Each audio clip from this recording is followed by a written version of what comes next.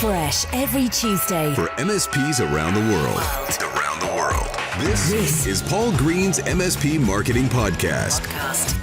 Hello and welcome to episode 173 of the show. Here's what we got coming up for you this week. Hey, my name is Trenton Schuttler. I use generative AI with my team every day. It lets us truly unlock the power to transform my MSP. And on this upcoming podcast, how you can use it to really unleash the power within. And as well as that interview later on in the show talking about AI, we are talking about the 6 stages that clients go through from where they're a suspect with their arms folded and they don't know you, all the way through to being a very, very happy, bonded client. How do you move them faster through that process?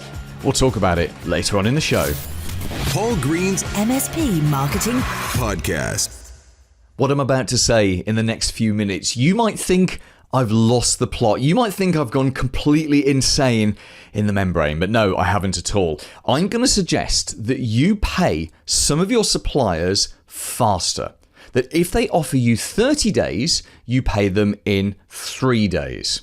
Now, that may go against every piece of business advice that you've ever been given. However, I have a good reason for saying this, and I should kind of put some context on first. You should only do what I'm about to suggest if cash is not an issue for you. So if you've got plenty of monthly recurring revenue, and in fact your costs are covered on the first of every month by your MRR that's coming in, this is for you. Whereas if you're still at a stage where cash is a bit of a struggle and you do have some difficult months, and particularly months where you perhaps you can't guarantee that you personally are going to be paid, then this isn't quite for you yet.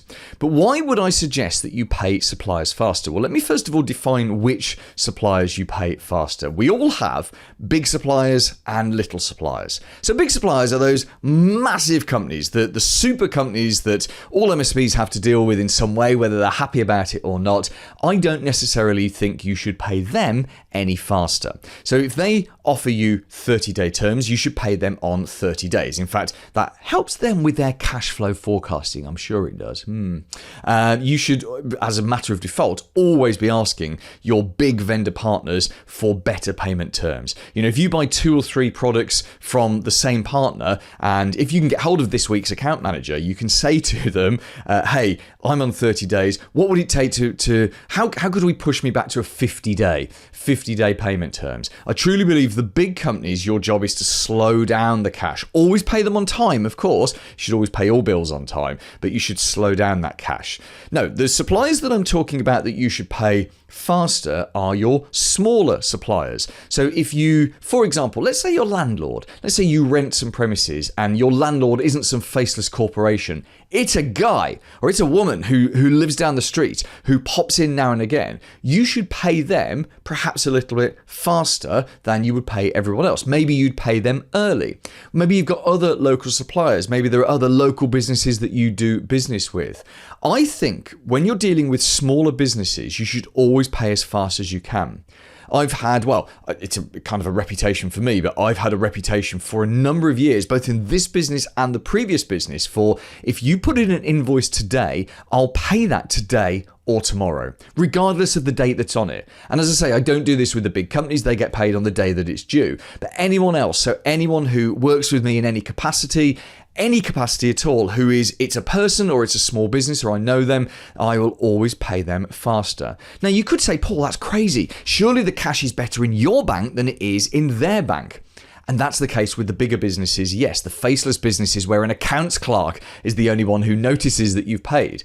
When it's a small business, when for them potentially every penny is important, I think the reputation that you build up by being a fast, reliable payer can go such a long way. In fact, you can build lifelong partnerships and genuine partnerships. We throw around this word partnerships in the channel like it's an easy thing. It's not at all.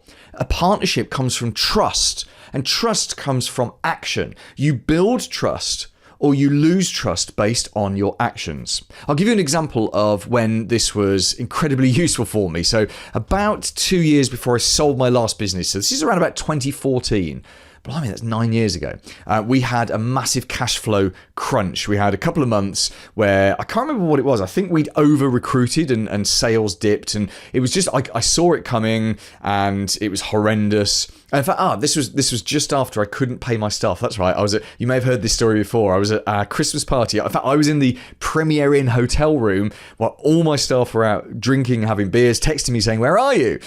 We're having fun." And I was desperately trying to scrape together enough money to pay them the next day. And that was kind of the start of this. And then we just didn't have enough money to get through the next month. We actually sold our way out of that crisis. But for those 3, and by that I mean we just buckled down and sold and sold and sold and sold.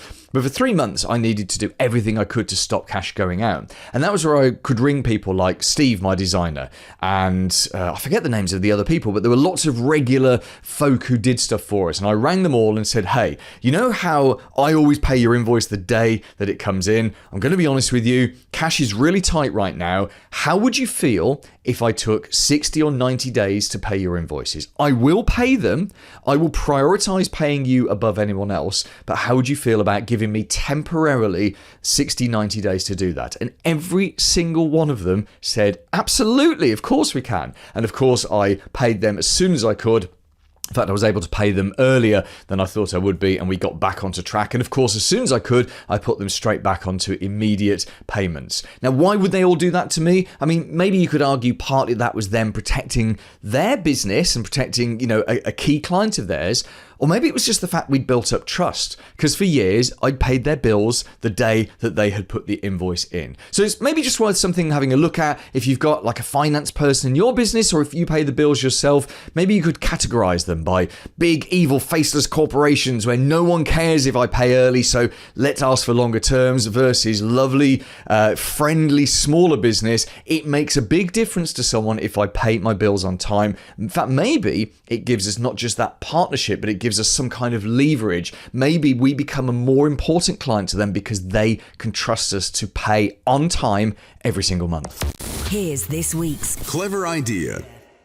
You might not have realized this, but when someone goes from a Google search to being a client of yours for the 10th year running, there are actually 6 distinct stages that they go through along the way. And I'm going to tell you what those 6 stages are today. Now, this is very much a simplification of a sales funnel. Sales funnels are actually deeply complex. There's actually tremendously more stages than 6. There's all sorts of nuances and things in there. But my job, I believe, is to simplify all concepts down, all marketing and sales concepts down, so they're easy for you to understand, and so you know what action you need to take at what stage. So let's talk about what I believe are the 6 stages that people go through. The first stage is where they are a suspect. So this is the point where, let's say they're a business owner or a manager and they are looking for a new MSP. They've reached that point where their dissatisfaction with their incumbent MSP is high enough that they're willing to go through the high level of pain to switch to someone else. Because of course, these people, they don't know what they don't know, and therefore, they don't really understand technology, the difference between MSPs, and they are more likely to stick with, well, better the devil you know. But there does come a point where the pain of staying is so high, in fact, it's higher than the pain of actually moving. And that's the point they start Googling. It's the point they start asking their friends, who do you use for your IT support? And just generally being aware of who is around them. At this stage, we call them a suspect. They've got their arms folded. They're deliberately scowling when they're Googling because they don't trust anyone, because they don't know anyone. Like I was just saying about paying people faster, trust builds up over time. You cannot force someone to trust you quickly. In fact, this is one of the downsides of marketing. You're asking them to trust you with one of the few things in their business that can destroy their business if it goes wrong, which is their IT. They're trusting, if you think about it, why does anyone ever hire an MSP? They're trusting people they don't know with one of their most critical functions. It's kind of crazy, isn't it? This is why social proof, like case studies, testimonials, reviews are so important. This is why the way you present yourself is so important. This is why never ever talking tech with them. Don't talk technical, talk business with them. Talk about productivity and keeping staff happy and sleeping at night and being safe and all of that stuff. That's what turns them on. What doesn't turn them on is technical stuff. Anyway, I digress. So they are suspects. They don't trust anyone, but they are ready to go and start talking to people. Now, your goal is to take them from being a suspect to the next stage, stage 2, which is them being a lead. So a lead is where you know who they are, as in they've joined one of your audiences in some way. So someone connecting to you on LinkedIn is a lead. Someone who joins your email database, your email newsletter, is a lead. Someone who is connected to you in any other audience, perhaps you've met them at a networking meeting and you've shaken their hands and kind of gently rubbed it on your trouser leg afterwards, and you've taken the business card from them, they are a lead in some way. So you could and should have hundreds, if not thousands of leads. In fact, one of the goals for you, because marketing is a numbers game, because you're basically waiting for the timing to be right. You can't force the timing to be any faster. So the bigger the numbers, the luckier you get on timing. One of the goals for you as an MSP owner is to get as many leads as you can into the business. And lead generation is a lot simpler than MSPs believe it to be, because it is about multiple audiences. It's about building up your LinkedIn connections, building up your email list, building up your YouTube subscribers if you do YouTube, building up your Twitter followers if you're crazy enough to do Twitter right now, possibly the most unstable social platform to be on right now, but you get the idea. So build up multiple audiences, and those are the leads. From there, we go into stage 3. And stage 3 is where they go from being a lead to being a prospect. Now, what's the difference between a prospect and a lead? A lead, as we say, is just someone who's in one of your audiences, but you wouldn't necessarily know much about that person. You certainly wouldn't be having routinely a two-way, in-depth, engaged conversation with them. You might comment on their posts on LinkedIn or vice versa sometimes, but that doesn't make them a prospect. They're a prospect at the point that in some way they've put their hand up and they're saying to you, even if they don't use these words, I would like to talk to you about us doing business, please. Now, they may do this by filling in a web form. It might be because you phoned them and they've responded, or they've booked a video call with you, or maybe you just got chatting at a networking meeting. There are dozens of different ways that someone becomes a prospect, but the prospect is where you actually start. Well, it's kind of like where you get interested in them. You know, it's where it's like you're having a conversation with them and you're interested because you're thinking, right, could I do business with these people? Is this the right kind of business for me? So that's the point they become a prospect. Essentially, that's the real start of sales, isn't it? Everything that's gone before is marketing. So taking people from being a suspect to being a lead, and to up to that point, really, that's marketing. And that in itself is a big job. And this is where sales kicks in, if you wanted to differentiate between the two. Now, the prospect, next we need to move them on to stage 4. Stage 4 is where they become an opportunity. So not every prospect becomes an opportunity. What's an opportunity? It's something where you're willing to do business with that person. So you may have someone phone up and theoretically that's a prospect, and you ask them questions about their business. It turns out there's 2 of them in the business. They use Windows XP machines and they've got a broken iPad. They want to get the screen repaired. That's not a business, is it? That's certainly not a business you would want to support. You would want to look after, I'm guessing. Maybe you have a minimum user number or a minimum tech level, or you want them to have a certain mindset towards the way they invest into their IT. And anyone using Windows 7 or XP or any of all that, they're telling you that they don't have the right mindset towards investing, or it's a big opportunity to upgrade them. Anyway, the point is, you mentally do this whenever you talk to a prospect. You mentally run through it and say to yourself, is this a good prospect for me? Is this actually an opportunity? And don't be afraid to turn away work if it's not an opportunity. In fact, you may have a referral partner. There might be kind of like a break fix shop or some other MSP, maybe a one-man band in town that you can refer this kind of work onto. Why let that person go back out into the world of Google when you can actually say, hey, look, we can't help you here because we deal with minimum 5 staff, 10 staff. I hate the word user, 5 staff businesses. But look, my friend David runs a computer supports and repair service. He's just down the road. Would you like me to give you his number? Would you like me to give him your number? You know, that would be, and you don't have to pay each other for those referrals because David can refer stuff that's too big for him up to you. Something like that can be a very clever thing. So where are we?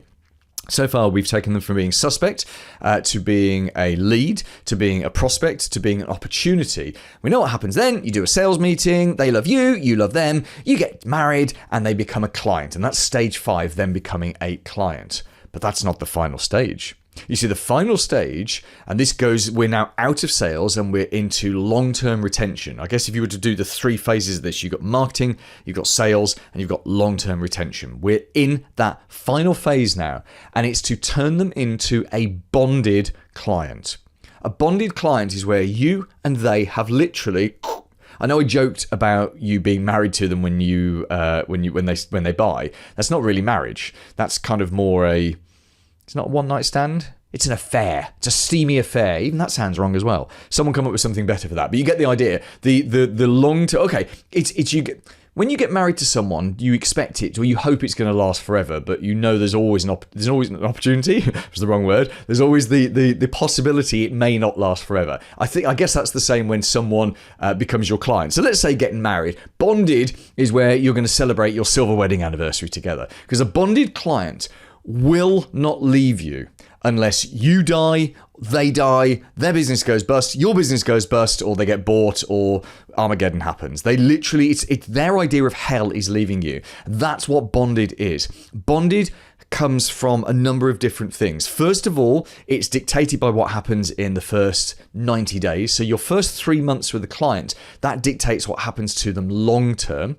The second thing is it's dictated by the relationships that they build with you. That doesn't have to be with you personally, but their business and your business, the relationship building is such an important part. And that's certainly in the first 90 days, but ongoing from there as well. And then thirdly, there's shifting you from just being a supplier to being a strategic advisor to them. I'm a big fan of strategic reviews. QBRs, quarterly business reviews, they're sometimes called, although quarterly is way over the top, way too often for most clients. So strategic reviews, and also putting together technology roadmaps where you literally work on a document together of what their technology is going to be, what they're going to do, what they're going to invest in the years ahead. And that's where you move them into a 6th stage, being a bonded client, but only when you can move into a strategic role. Here's a question for you. Which of these are you good at within your MSP? Which of these work for you? Which of these need work? Most MSPs are pretty good at the sales phase, but they're rubbish at the lead generation phase, and they don't systemize that long-term retention. They kind of just go with it and hope that the clients will bond with them over the years. Just because someone stayed with you for 15 years and they were your first ever client doesn't mean they're bonded with you. It could just be that they're quite comfortable with you. In the same way that there are many husbands and wives who stay together because they're quite comfortable sitting on the couch, watching TV, eating crisps together or chips together, it doesn't necessarily mean that they're going to make it to that 25 years. What are you doing systematically to encourage that kind of bonded client within your MSP? Paul's blatant plug. Let me make this super simple for you. If you want to generate new revenue and you want more new clients and you want to be the number 1 MSP in your area, go to mspmarketingedge.com. The big interview. Hi, my name's Trenton Schuttler. I'm an MSP owner, and I am passionate about AI and cutting-edge generative technology. I use it all the time. And thank you so much, Trenton, for giving up some of your time to come and join us on this show.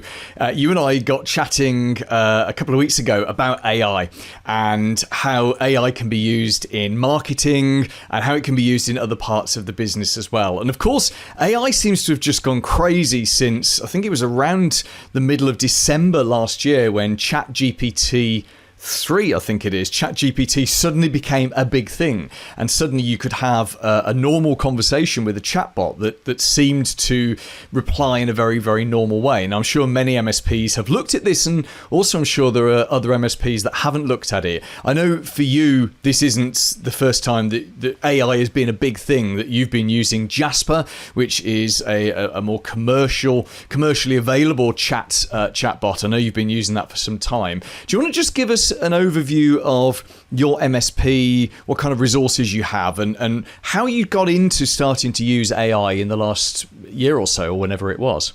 And at Guardians, we try to focus on leveraging the latest cutting edge models and tools coming out. Deep learning and machine models have always been something of a keen interest to me. So as they started emerging, I began looking for ways to incorporate it into our existing stack, given that we already had so many different components of AI all throughout it. given your security solutions for email, Iron Scales and Avanon leveraging AI models to detect natural language processing to highlight phishing attempts, over to Sentinel-1 utilizing its AI behavioral analysis to track potential threats on an endpoint. So we already had a lot of AI components, and those are just some of the more popular tools that we use that have it. When the models began maturing, it drew my attention, to be sure, but at first it was hard to really find a way to quickly and easily leverage it. One of the issues I always found were the prompts, crafting the prompts and figuring out how to interact with it. It wasn't very easy. Powerful, mind you, but certainly not easy.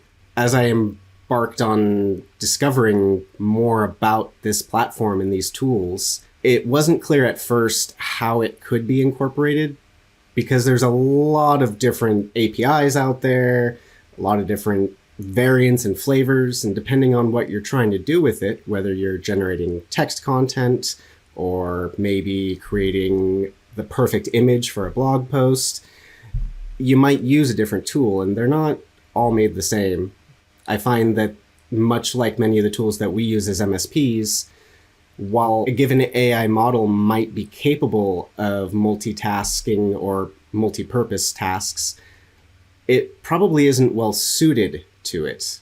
A great example being coding, writing code. Chat GPT absolutely can write PowerShell scripts. Not necessarily really advanced or complex ones, but it certainly can generate them and get you started. Jasper can't code. So for me, if I'm looking at the two models from a text generation standpoint, I see both being used by two different halves of my team. Marketing and content creation, service, customer success. They can all benefit from leveraging these language models to generate impactful, compelling language to use in your PSA tools, your CRMs, your sales pipelines, quoting tools, you name it. It's able to really, really write in a way that you want it to, that you need it to. And I don't just mean generating the content you need it to. I mean chatting with it and giving it feedback as it's working on the content you need it to create. It's like having that super powered assistant that we've always dreamt of working for you live right before your eyes. Generating content. No, change this. I like that part. Take this and incorporate elements of humor. Okay, that looks great. Now rewrite the whole thing. That's just a little snippet of some of the more casual, quick interactions that I've had. The stuff is truly amazing. Do you have your team, all of your team actively using it? Was that a difficult sell for you, or was it a case of it just took, let's say, one technician to suddenly find that basic PowerShell scripts were really easy and suddenly all of your technicians wanted to use the tools? There was absolutely some slow starters dragging their feet, maybe thought it was a little gimmicky at first would be my guess. But as of today, I believe everyone on my team now has their logins and have started at least experimenting with some of the tools. There were definitely a few holdouts. I've pretty much been feeling like I'm beating a dead horse, though, mentioning it all the time, everywhere. I've even, used it to write a really short motivational speech to give to my team one morning during our team morning check-in. And I gotta say, Paul, the looks on all their faces when I was done was incredible. That was one of the most productive weeks I can remember. No, I bet. Did you tell them that you generated it using AI? Well, I guess I just did, since they're probably going to listen to the podcast. Busted. You're completely busted now. So, Trenton, you've been thinking about the uses of AI within an MSP for some time. What are some of the risks that you have identified? This is actually something my team and I were talking about just this morning. These tools are immensely powerful and capable of great things. But as they say, with great power comes great responsibility. Not to get too corny here, but it's so true. These tools could be leveraged in really unsavory ways. I remember reading a post not too long ago from a security researcher claiming to have utilized Chat GPT, and through some trial and error and determination were able to bypass some of the filters to get it to craft a polymorphic malware family that is capable of pretty much blowing by any modern protection platform. And that kind of thing is terrifying. And that's just from the security side of it. There's also all kinds of implications around privacy and data governance. What is okay to feed into these tools? What is okay information to feed into a Chat GPT algorithm? Even if it's helping you be more effective, we need to be careful. We need to be selective. And that's something that we're talking about constantly. I don't think that there's any one proverbial silver bullet to that question, if I had to say honestly. And I think a lot of that is because so much of this is still coming into focus. We don't know what it's going to look like when GPT-4 gets released. And the developers and designers behind these platforms are certainly making every effort to try and build safe platforms, but we as experts and professionals using them have to be mindful of what we feed into it, because there's so much risk with these platforms and these tools. If you give it the wrong information, suddenly your client's info could be out there on the web through some other chatter's conversation. I don't know how much input builds into the models, because it's not like I have visibility inside these companies, but it's certainly something that concerns me. And your clients, because this would give us quite an insight into how ordinary business owners and managers think about AI, are they even aware of ChatGPT? You know, have they realized how relatively advanced the AI models have become in the last couple of years? Because I was chatting about it at the weekend. In fact, as part of my prep for this interview, I was chatting about it with a business owning friend I was socializing with.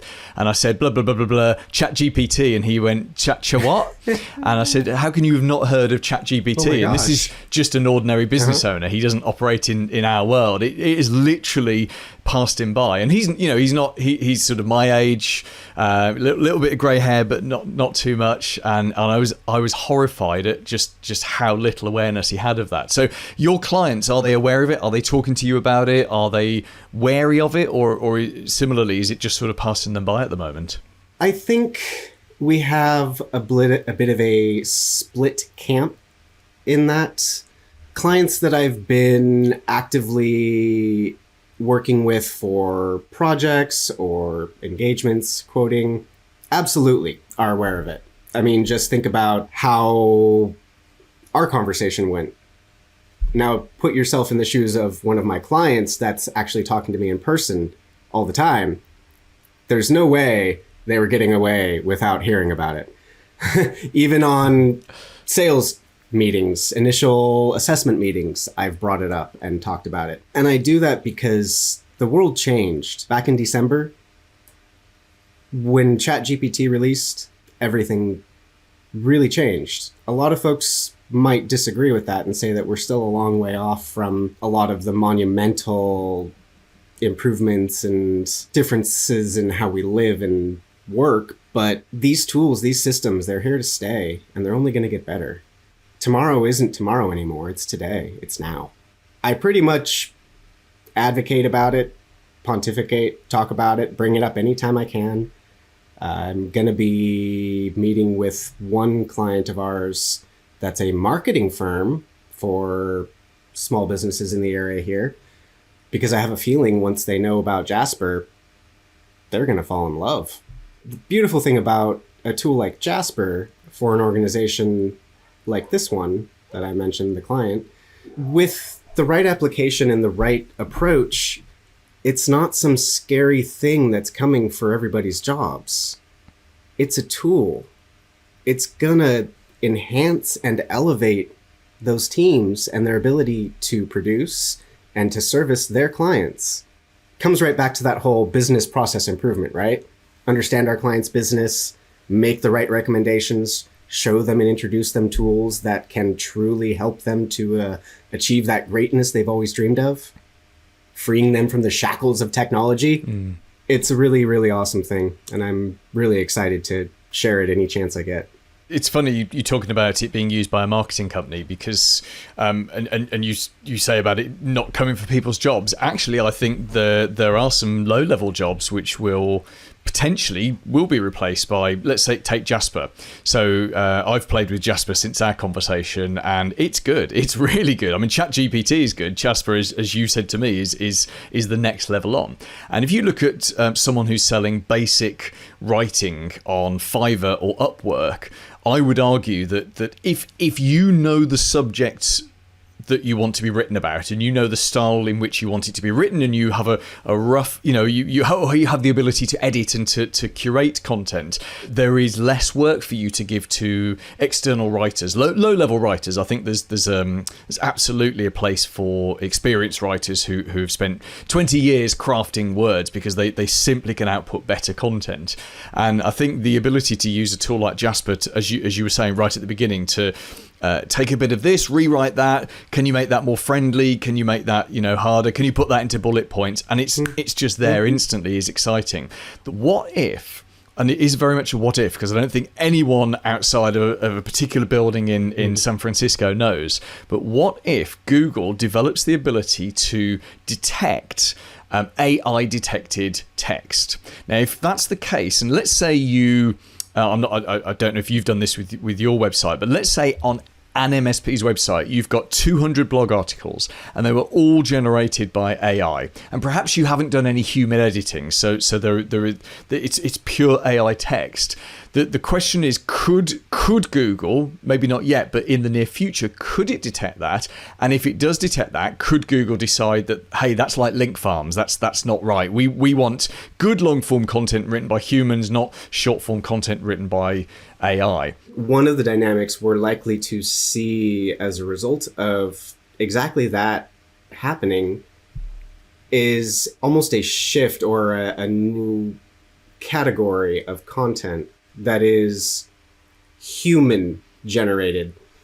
So as we shift and move more towards these times where video, imagery, text content, stories can all be generated by AI, I can absolutely see where in that same world, the truly human crafted content becoming so much more special.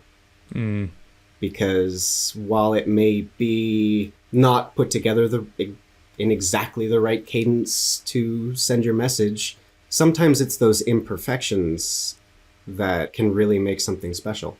If you live in a world of perfection everywhere, when you find those flaws, they tend to stick in your mind a little more.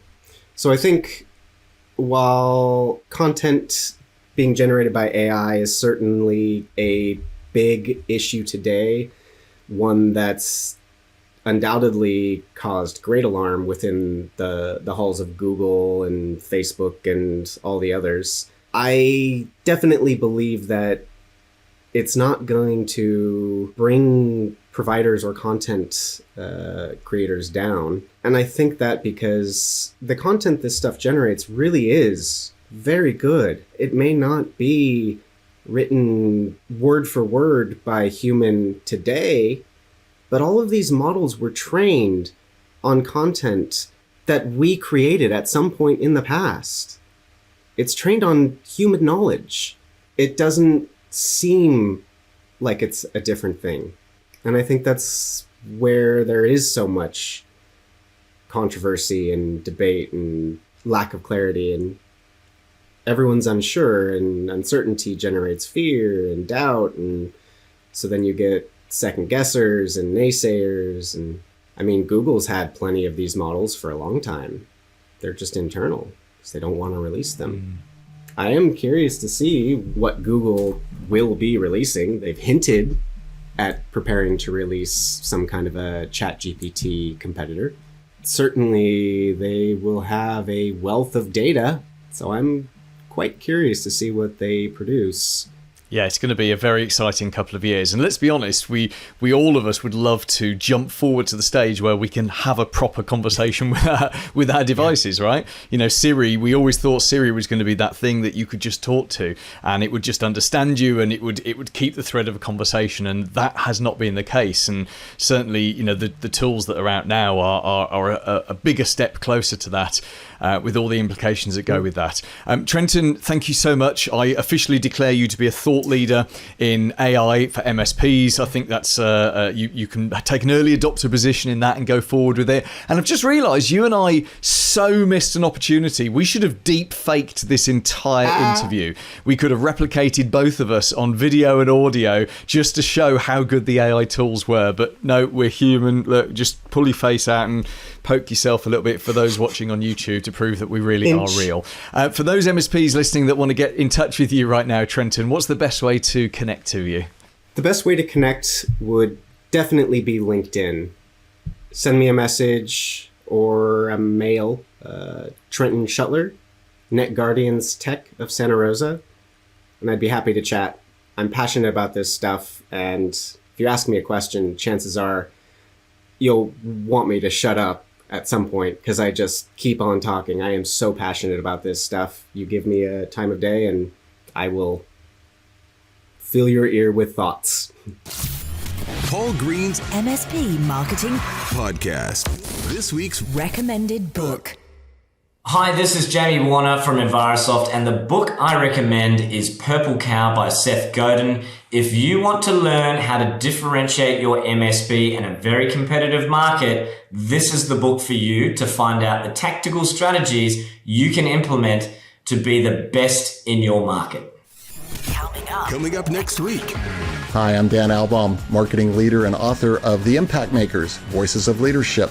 And I'll be sharing with you some of the key learnings from the book about how global exceptional leaders drive improved performance based on a servant leader mindset. Go on, wherever you're listening to this right now or watching it, subscribe so you never miss an episode. Because on top of that interview next week, we are going to be looking at the value of strategic partnerships, what they are, how to form them, and how to nourish them so they get stronger. We're also going to be looking at the huge marketing and sales value of the lunch and learn.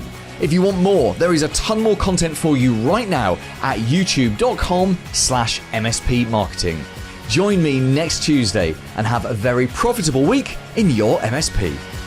Made in the UK. For MSPs around the world. Paul Green's MSP Marketing Podcast.